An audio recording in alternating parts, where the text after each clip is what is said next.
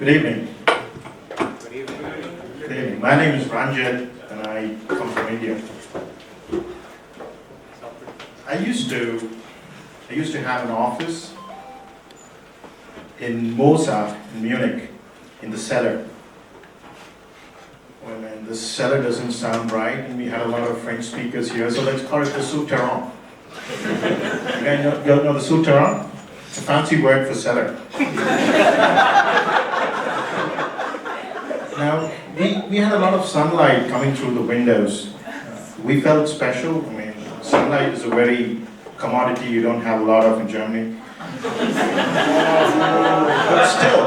But still, it was a very sunny afternoon and we decided to have lunch.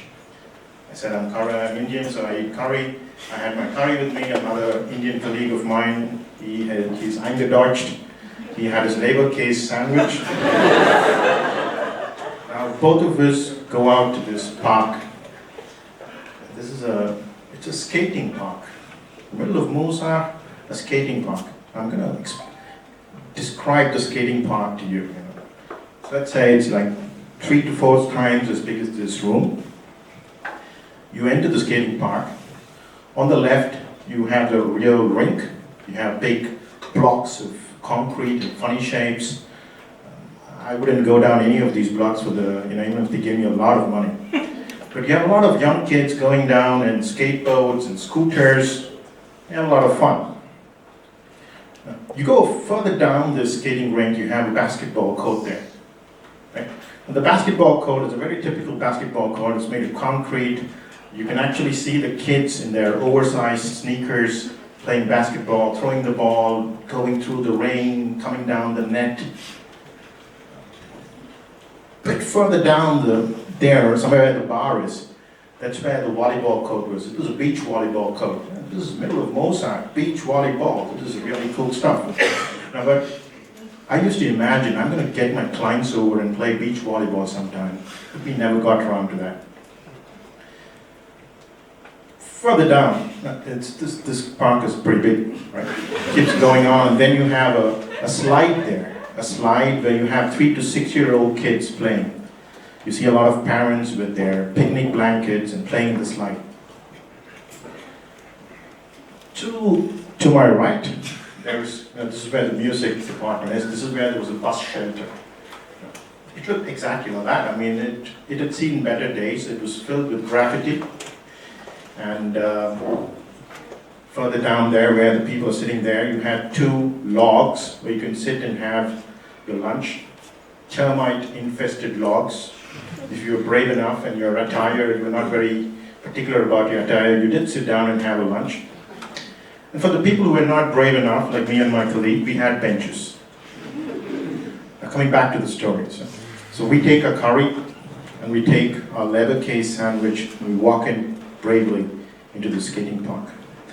We cross the basketball ring there and we sit down. We want to sit down, but then we see a lady with her dog. See, I come from India. I grew up with street dogs. Now they're not very friendly.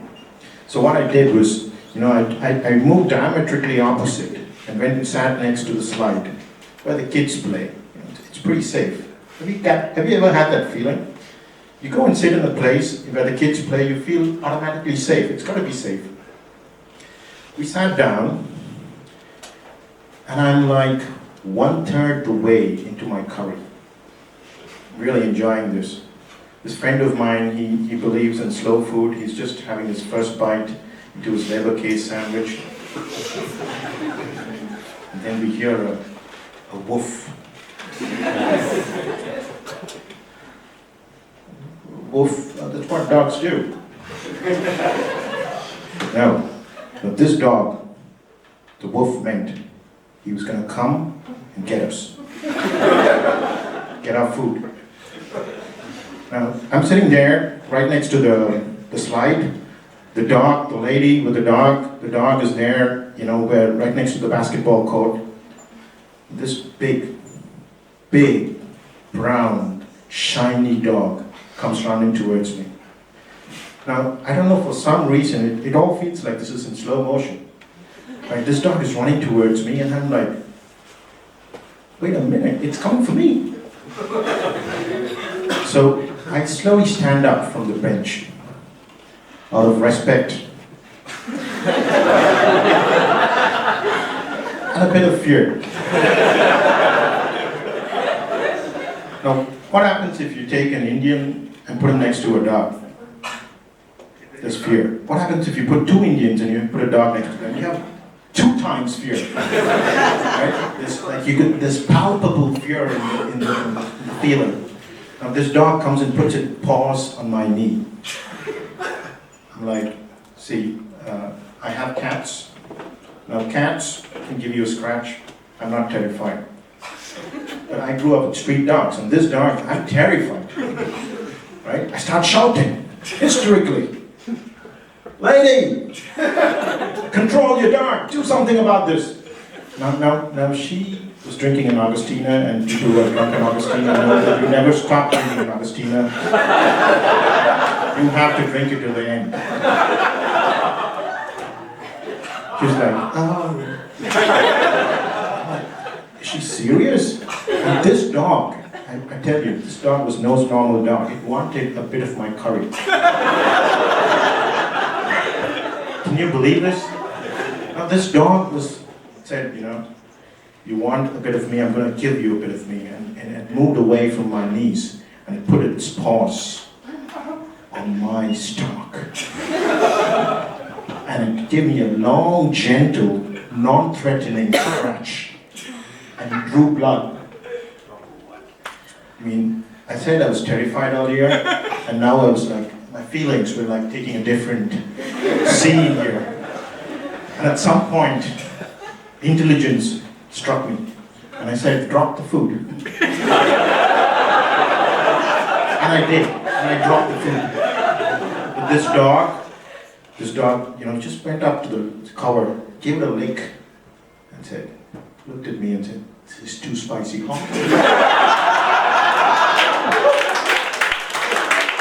But just walked away. It didn't say it in so many words, but I got the feeling, the vibes. But the dog then walked straight up to my colleague. Guess what he had in his hand? Now this guy was more intelligent. He dropped the leberkäse sandwich immediately. You can get a leberkäse sandwich in every bakery, every butchery in Germany. Now the dog gulped the leberkäse in 1 gulp, 2nd gulp, the bread was gone. I mean, like, this is amazing. I mean, 2 gulps, bread was gone. And this time I shouted really loud, and the lady, I think she finished her Augustina. She slowly came walking towards me. And she said the classic thing. The dog just wanted to play. 45 seconds of this? I mean, I just had a life-threatening situation. My curry was not eaten. My friend's leberkäse sandwich is gone. She just turned away, took her dog, and she left. And I was very upset. See, I was visibly upset. Can you see it? And she didn't even tell sorry. I didn't know I was so sensitive. But I take the remains of my curry, my friend, nothing in his hand. We walk out of the skating park and we see this nice guy sitting down, proper broadside in his hand. He very properly opens it, takes the broadside, he puts one thing out, one thing out, one thing out, one thing out. I go up to him and say, man, there's a very friendly dog out here. You don't want to eat that tasty looking broadside here. And that guy looks at me and says, okay, you have a point there. He packs his broadside. And then, I had to do it. I had to show him my scratches. He looked at those scratches and he said, that is Personenschaden. I gotta call the police. I mean, can you do that? Could you call the police? I didn't know this. See, in life we are faced with situations where till somebody comes up with a suggestion, you don't even know that the possibility exists. I was upset. No sorry. Lunch ruined. Should I make the call? I made the call. Well, the police picked the call and they asked me, what happened? The dog threatened me. Like, possibly life-threatening situations, phones before and after that. She's like, did it do something to you? Are you really hurt? I said, I'm not that hurt, but my feelings are. Like, wait a minute, are you really hurt? Is there something wrong? She said, yes, I have 3 big scratches. And she's like, okay, we'll send somebody over in half an hour. I put the phone down and I'm like, see, I come from India. If the police says they're going to come in half an hour. But wait a minute, this is Germany. This is Germany. A police car came in 10 minutes. It was a life-threatening incident. So they sent a police car with 2 policewomen who came bang on. Now, they said, what happened? They knew what happened. They were like, I said, I showed my scars, my scratches. They looked at it and said, let's find the lady. So we turned around and there she was. She was walking away and we called her. We went up to her. And this lady was like, she looked a bit drunk. I don't know how many Augustiners she had. She could easily be their most valuable customer. But her eyes looked a bit drugged and she wasn't really able to concentrate on people's eyes. And the policewoman said, let's take down a complaint. She took my side of the story. She tried to get her side of the story. And then she asked the lady, is your dog trained? Can it behave? Now the dog, see that this dog did not like curry. It had already told me very clearly. This dog did not like this question from the policewoman. And this dog started barking really loudly. And this dog jumped. And the owner, this lady, she was holding on to the leash of the dog. And it pulled her. Now the owner, she hit a car and fell on the floor. No smiling. Now the police had a bigger problem. You have 3 cases. You have a life-threatening dog scratch incident. You have a scratched car. You have an injured woman. They, of course, looked at the scratched car first. This is Germany. I mean, we get into a big insurance problem here, but the car was okay. We looked at the lady. She was okay. Her 5th Augustina had spilled and there was a puddle, but that's a different matter. We didn't want to get there. Now, the case continues. Now she's like, the policewoman told me, you have two options in front of you.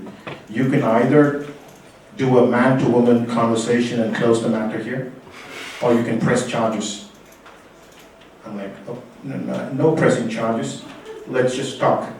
So I told her, see, all I want to do is eat my curry in peace. The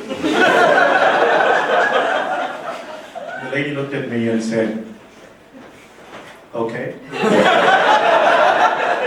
And she took her dog and she walked away.